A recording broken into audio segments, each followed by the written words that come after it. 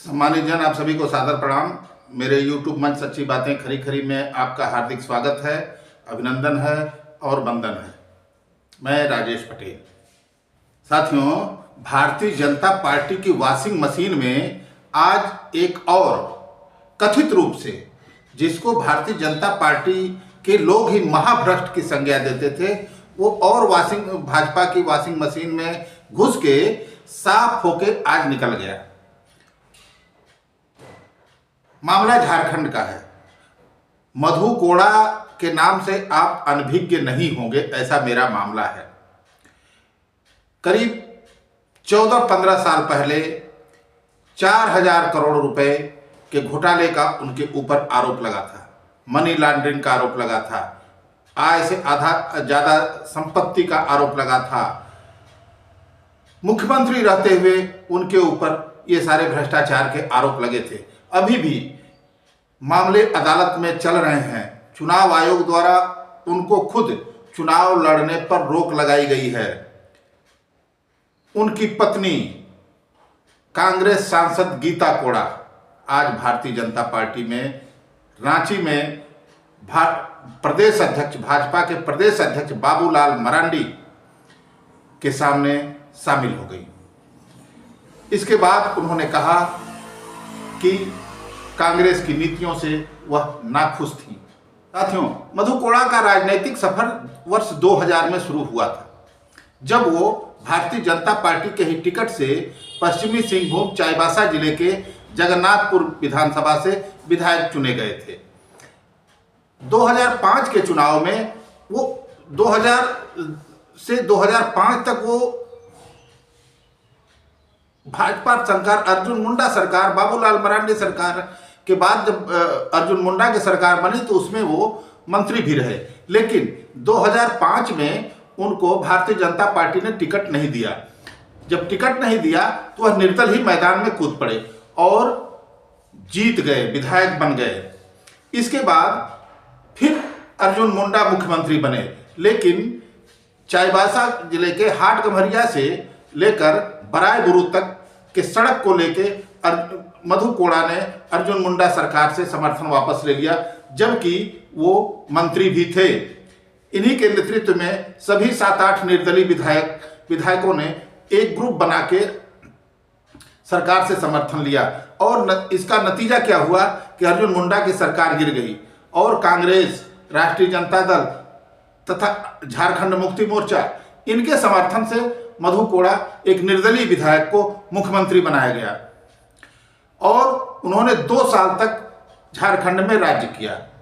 2 साल तक के उनके शासनकाल के दौरान भारतीय जनता पार्टी तथा अन्य जो सरकार के समर्थन में नहीं थे, सभी ने इनके ऊपर व्यापक रूप से घोटाले का आरोप लगाया। हाई कोर्ट तक मामला पहुंचा। हाई कोर्ट से इनके खिलाफ सीबीआई, ईडी, सारी तरह की जांचों को गठित किया गया। फिर इनको गिरफ्तार भी किया गया 2010 के विधानसभा चुनाव के पहले। गिरफ्तार होने के बाद उसके पहले ये 2009 के लोकसभा चुनाव में सांसद बन चुके थे। सिंहभूम एरिया से, संसदीय क्षेत्र से ये सांसद बन गए थे। इसके बाद ये गिरफ्तार कर लिए गए जब, तो करीब 1-1.5 साल तक जेल में रहने के बाद ये बाहर आए। इस दौरान जांच चलती रही। इनकी पत्नी विधायक बनी इनके जेल में रहने के दौरान। फिर चुनाव आयोग ने जो 2009 में लोकसभा का चुनाव हुआ था, उसमें ज्यादा पैसा, निर्धारित राशि से ज्यादा खर्च करने के मामले में चुनाव लड़ने पर रोक लगा दी थी। इसके चलते ये चुनाव तो नहीं लड़ सकते थे, लेकिन आगे अपनी पत्नी श्रीमती गीता कोड़ा को कर दिया। गीता कोड़ा विधायक बनी, सांसद बनी कांग्रेस से। आज स्थिति ये है कि सिंहभूम झारखंड में गीता कोड़ा भारतीय जनता पार्टी में शामिल हो गई। जाहिर सी बात है कि पति और पत्नी एक साथ राजनीति करते हैं।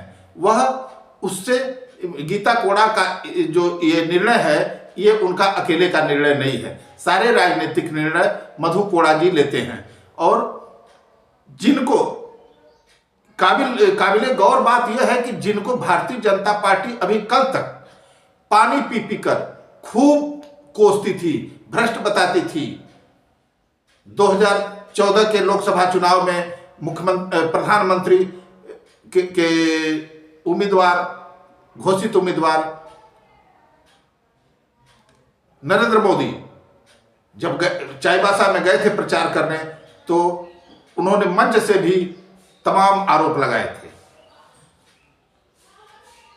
आज मधु कोड़ा, उनकी पत्नी भारतीय जनता पार्टी की वॉशिंग मशीन में नहाने के लिए घुस गए और बिल्कुल पाक साफ, हालांकि अन्य लोग भले ही उनको निर्दोष मानते हो और एक राजनीतिक साजिश के तहत फंसाया जाना बोलते रहे, लेकिन असली बात यह है कि भारतीय जनता पार्टी उनको सबसे ज़्यादा भ्रष्ट साबित करने में लगी रही और उसी पार्टी के विधायक के पीआईएल पर यह सारा मामला, इनके खिलाफ जांच वगैरह जो भी हुआ, वो सारा सरयू राय भारतीय जनता पार्टी के ही विधायक हैं। तो आज से अब मधु कोड़ा के ऊपर कोई आरोप नहीं है, उनकी पत्नी पर तो हालांकि पहले से भी कोई आरोप नहीं था, लेकिन अब मधु कोड़ा भी भारतीय जनता पार्टी की नज़र में पाक साफ ईमानदार हो गए, क्योंकि उन्होंने भारतीय जनता पार्टी की वॉशिंग मशीन में अपने को धो लिया।